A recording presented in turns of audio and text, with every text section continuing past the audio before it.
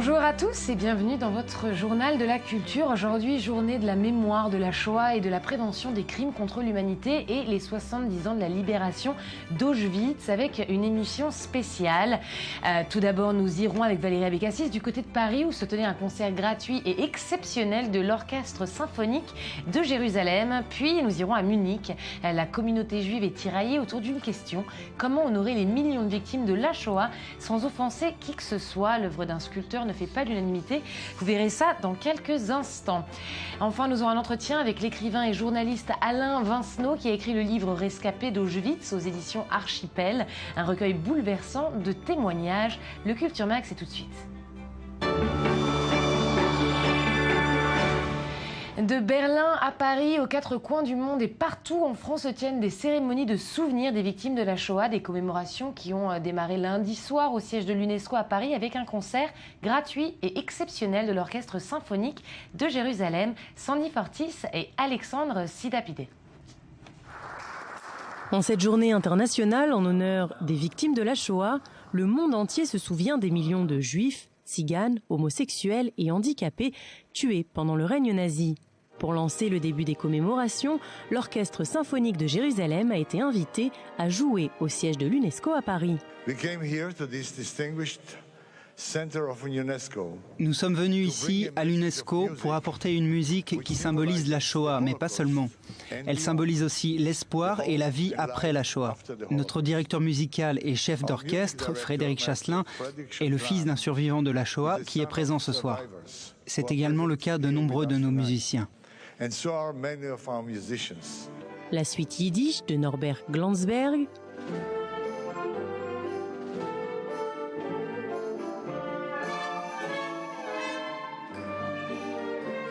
Babillard, la symphonie numéro 13 de Dimitri Shostakovich.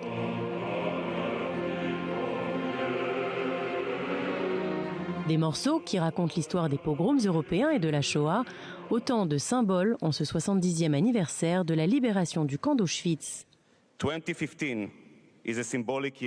2015 est une année symbolique. Nous célébrons le 70e anniversaire de la libération du camp d'Auschwitz, le 70e anniversaire de la fin de la Seconde Guerre mondiale, mais aussi le 70e anniversaire de la création de l'UNESCO, qui symbolise l'espoir d'un monde meilleur de la part de toutes les nations.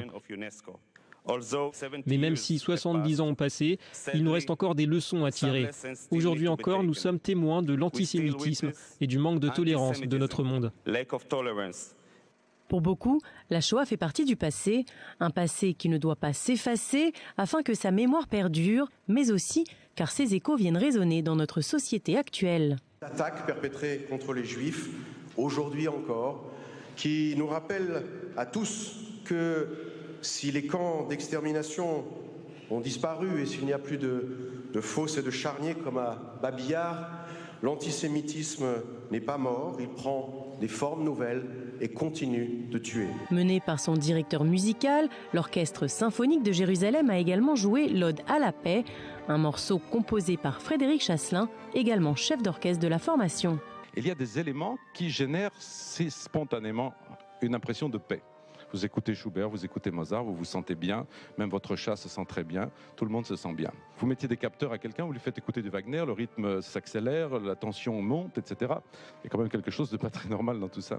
Donc dans cet hymne, j'ai repris ces éléments qu'on peut pratiquement cataloguer quand on étudie au conservatoire, et puis j'ai donné une teinte un peu orientale que vous allez entendre, et j'ai utilisé des éléments qui sont des éléments qui génèrent naturellement un sentiment de paix.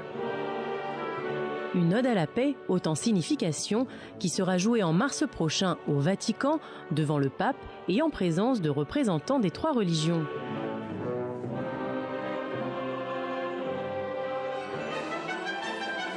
La musique a toujours été inhérente au peuple juif. Elle l'a accompagné même dans les moments les plus terribles, que ce soit dans les ghettos ou même dans les camps de concentration et d'extermination. Aujourd'hui, la musique honore les juifs disparus. Un hommage aussi naturel qu'émouvant. À suivre, entretien avec l'écrivain journaliste Alain Vincenot qui nous parlera de ses témoignages poignants de rescapés d'Auschwitz qu'il a rencontrés dans le but d'en faire un livre important pour la mémoire collective. C'est tout de suite après le highlight, l'exposition du jour sélectionnée par l'équipe du Culture Mag.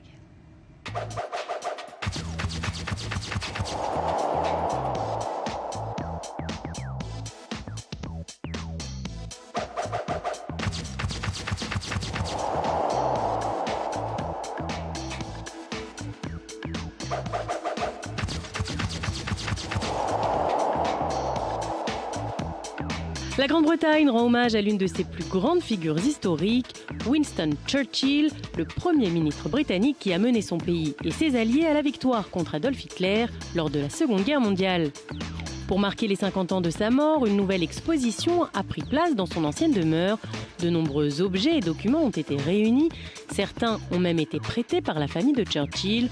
On découvre donc une partie de l'intimité du leader britannique, mais on voit aussi comment le pays entier s'est figé pour lui rendre hommage le jour de sa mort, le 24 janvier 1965.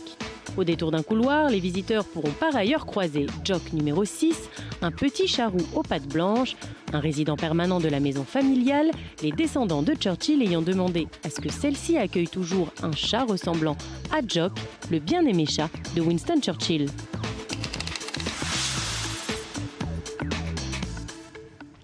Et on continue cette émission spéciale en mémoire des victimes de la Shoah. Le souvenir passe évidemment aussi par les livres. Nous sommes en ligne avec Alain Vincenot, qui est journaliste et écrivain, qui vient d'écrire un livre, Rescapé d'Auschwitz, publié aux éditions de l'Archipel. Bonjour, merci d'être avec nous. Bonjour. Vous avez écrit de nombreux livres sur la Seconde Guerre mondiale, notamment sur la déportation. Et cette fois-ci, vous vous concentrez sur les témoignages des rescapés d'Auschwitz, 70 ans après la libération du camp. Tout n'a pas encore été dit. Si, beaucoup de choses ont déjà été dites, de nombreux livres ont été publiés, de nombreux films ont été tournés, des documentaires. Mais actuellement, ce qui, moi, m'a décidé à écrire ce livre, c'est que depuis quelques années, on voit une montée de l'antisémitisme en Europe et peut-être particulièrement en France. Et donc, je voulais, à travers ce livre, montrer où menait l'antisémitisme. L'antisémitisme mène à Auschwitz. Et comme il y avait le 70e anniversaire de la libération de ce camp, ou en fait de l'entrée des troupes soviétiques dans ce camp, parce que la majorité des déportés d'Auschwitz-Birkenau-Auschwitz avaient déjà été emmenés par les SS dans les fameuses marches de la mort. Donc j'ai profité du 70e anniversaire pour écrire ce livre. Vous citez en épigraphe Primo Levi, dans Si c'est un homme, il témoigne de façon extrêmement factuelle, sans y insérer de pathos, ce qui est justement d'autant plus poignant. Vous êtes un adepte du témoignage. Est-ce que pour vous, la manière la plus objective de raconter, la meilleure façon de rappeler ce qui a été ? Oui, dans la mesure où le témoignage permet... D'abord, il y a le travail des historiens, qui est essentiel. Le travail des historiens est essentiel. Mais le travail des historiens ne restitue pas vraiment humainement ce que ressentaient ceux qui ont vécu.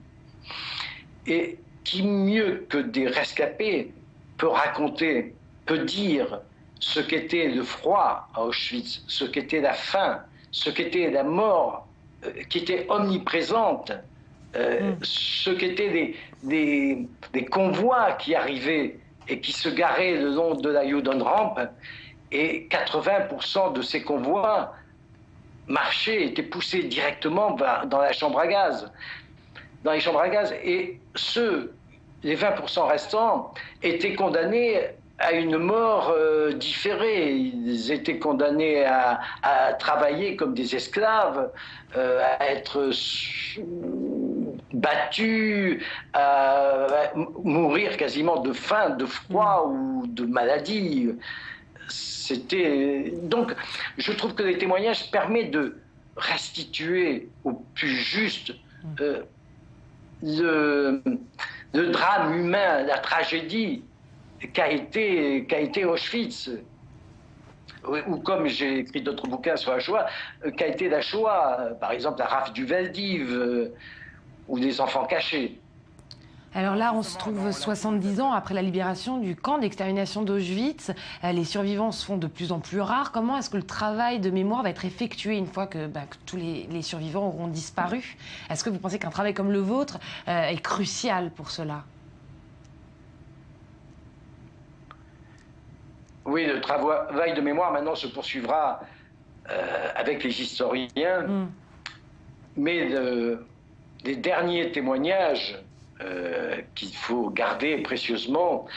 Comme je vous ai dit tout à l'heure, ces témoignages permettent de mesurer concrètement ce qu'était la réalité de cette entreprise de mise à mort qu'était Auschwitz, où hommes, femmes, enfants, vieillards étaient tués de manière industrielle. Jamais dans l'histoire de l'humanité on n'avait connu pareille monstruosité. Maintenant, il faut à tout prix continuer à écrire d'une manière ou d'une autre sur la Shoah et sur Auschwitz, parce que c'est le meilleur des remparts pour le retour, contre le retour de l'antisémitisme, car on voit où ça a mené. D'ailleurs, à Birkenau, depuis une vingtaine d'années, il y a un monument qui rappelle quand même que c'est un avertissement pour l'humanité. Birkenau, Auschwitz. Merci beaucoup Alain Vincenot, je vous remercie d'avoir été avec nous sur i24 News. Je rappelle votre livre publié aux éditions de l'Archipel, Rescapés d'Auschwitz. Merci encore. Le bourreau... Je vous remercie. Le bourreau tue toujours 2 fois, la seconde fois par l'oubli, et je cite Elie Wiesel à présent. Comment honorer les millions de victimes de la Shoah? Une question qui se pose encore 70 ans après la fin de la Seconde Guerre mondiale. Inscrire dans le sol le nom des victimes du nazisme est-il un manque de respect? Une question qui tiraille la communauté juive de Munich. Sandy Fortis. Alors que le monde célèbre les 70 ans de la libération du camp d'Auschwitz, la question du souvenir est plus que jamais d'actualité. Les témoins du massacre nazi se font rares, et même si les musées juifs présents dans plusieurs pays d'Europe ont pour mission de raconter le terrible destin des juifs d'Europe, il n'est pas facile de faire perdurer ce devoir de mémoire. En 1996, le sculpteur Gunther Demnig lance un projet qui deviendra en quelques années la forme la plus populaire d'hommage aux morts de la Shoah en Europe, les Stolpersteine, ou pavés de la mémoire, des plaques de 10 cm de côté portant le nom d'un défunt. D'Oslo à Vienne, de la côte atlantique à Budapest, 50 000 pavés ont fleuri dans plus d'1 millier de villes européennes, encastrés dans le trottoir devant le dernier domicile connu des victimes. Et pourtant, à Munich, lieu majeur de l'histoire du nazisme, ces Stolpersteine sont interdites. Mais récemment, les appels en leur faveur se multiplient. Il y a peu de mémoriaux consacrés aux individus. Or, il faut que les victimes elles-mêmes fassent partie de notre mémoire si on veut pouvoir la transmettre. Les jeunes d'aujourd'hui ne peuvent pas se souvenir puisqu'ils n'ont pas vécu ces événements. Moi, je peux me souvenir et je souhaite transmettre cette mémoire. L'absence des Stolpersteine à Munich s'explique par la ferme opposition de Charlotte Knobloch, ancienne présidente du Conseil central des Juifs en Allemagne et leader de la communauté juive de Munich. Pour celle-ci, le fait que ces plaques soient installées au sol, dans la poussière, et que les passants puissent marcher dessus dans la totale indifférence, constitue une atteinte à leur mémoire. Un avis qui n'est pas partagé par la majorité de la communauté juive de la ville. Les Stolpersteine montrent que le monopole de la mémoire est en train de se morceler. En tant que directeur d'un musée juif, je pense que les formes de mémoire des années 70 étaient justes, elles étaient admirées, mais elles n'intéressent plus les jeunes d'aujourd'hui. Chaque nouvelle génération a le droit d'essayer de nouvelles formes de mémoire, et ceux qui trouvent que cela n'est pas bien devraient être plus tolérants. Pour Terry Schwartzberg, dirigeant d'une campagne en faveur des Stolpersteine, ces pavés de la mémoire peuvent aussi servir d'indicateur de la société allemande, voire même d'avertissement. Les Stolpersteine sont les objets de mémoire les plus exposés. Elles sont partout en Allemagne, sans protection, mais défendues par l'opinion et les gens qui évoluent autour d'elles. Elles ont donc une grande valeur car elles servent de paratonnerre. Si les Stolpersteine étaient profanés par n'importe qui, des néo-nazis, des musulmans, on saurait que l'Allemagne a un souci, qu'elle fait face à de l'antisémitisme. Le débat sur les Stolpersteine ravive un passé douloureux et soulève, une fois encore, la question du devoir de mémoire. Voilà, c'est la fin du Culture Mag. On se quitte sur ces notes, celles de l'Ode à la paix composée par Frédéric Chasselin. Merci, au revoir.